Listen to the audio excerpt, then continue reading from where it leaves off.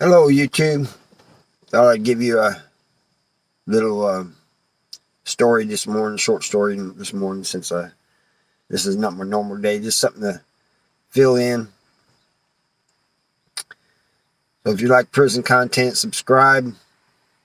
Like, share. Anyway,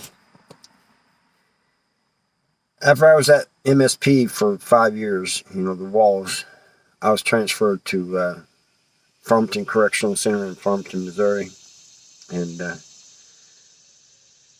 it's a weird place. It's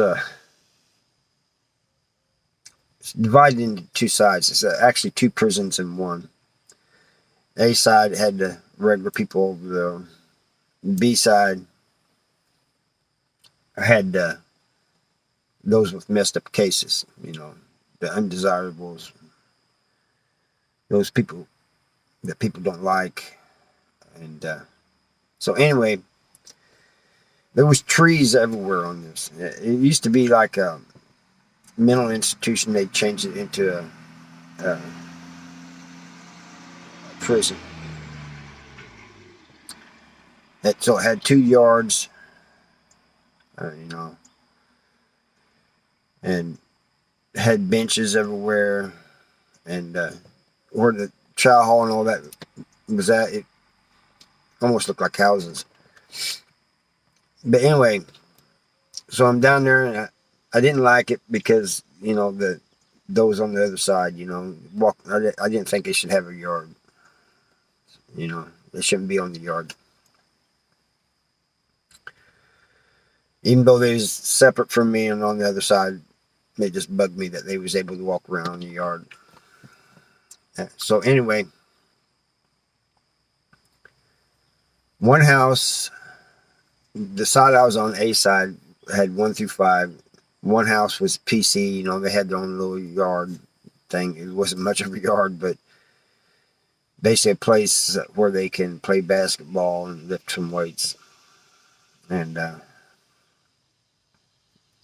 5 house was the whole. It was also the place. One wing was where, kind of like Arnold, when I got there. So you spend like a week or so down there, and then they move you to a regular housing unit. Well,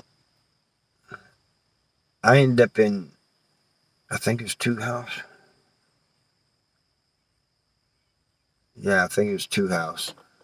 Maybe 3 house. I can't remember. But I think it was 2 house. But anyway, pretty sure it was 2 house.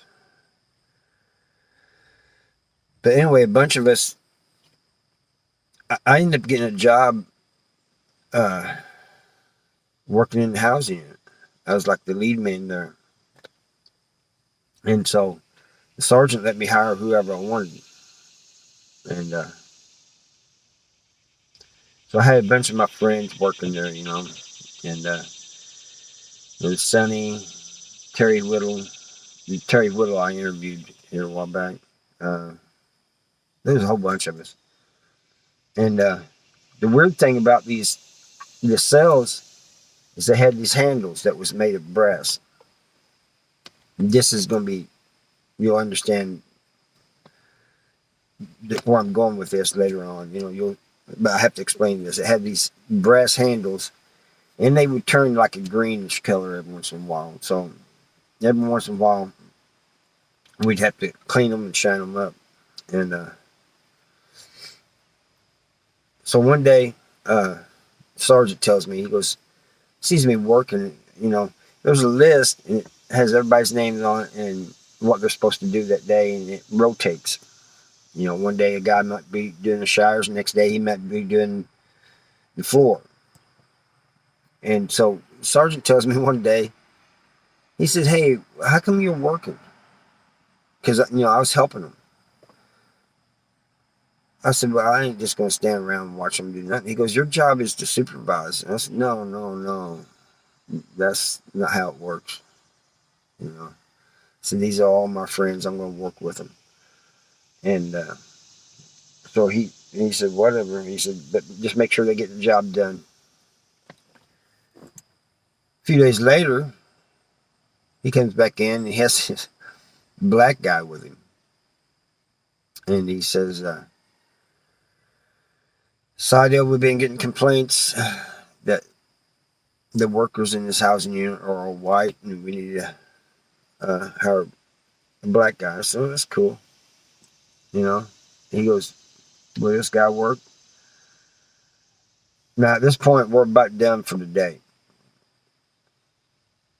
And I said, yeah, whoever you want, Sarge, And so the black guy says, all right, you're on, And the black guy tells me, he says, what do you want me to do? I said, first of all, I don't tell another person in prison what to do. Just I just don't. I said, we have a list, and the sergeant will have a new list out tomorrow with your name on it, and it'll tell you what to do. I said, he goes, man, I ain't tripping on that. Just give me something to do. I want to do something. I said, look, we're about done. They're finishing up. There isn't nothing else really to do.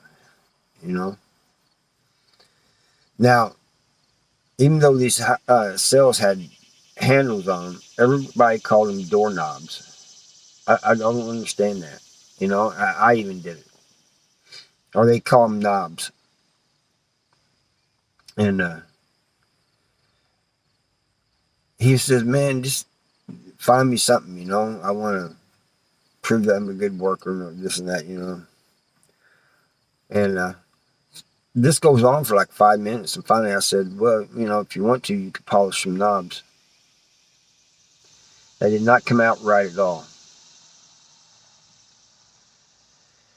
He gets mad. Everybody starts laughing. The sergeant's even laughing. He gets mad and is calling me every name but a white boy. And at the time I said, man, I didn't mean that the way it sounded. And the sergeant explained to him what I meant. And he goes, man, I thought you was trying to get something off, I thought you was trying to be funny or something. I said, no. And so he ends up working for us, But just goes to say you got to be careful of your words. What you say can get you in a lot of trouble. And it has gotten me in a lot of trouble several times, and not on purpose, except for the time when I told the guy my lip it wasn't bleeding, and rubbed my lip. That was on purpose. But many times I'll say things and it just comes out wrong. Like the other day down at Casey's. It was Mindy was down there with me, and Casey's just right down here. You can walk down there. But we're down there, and she's getting a fountain drink, and there's this other woman on the other side of her.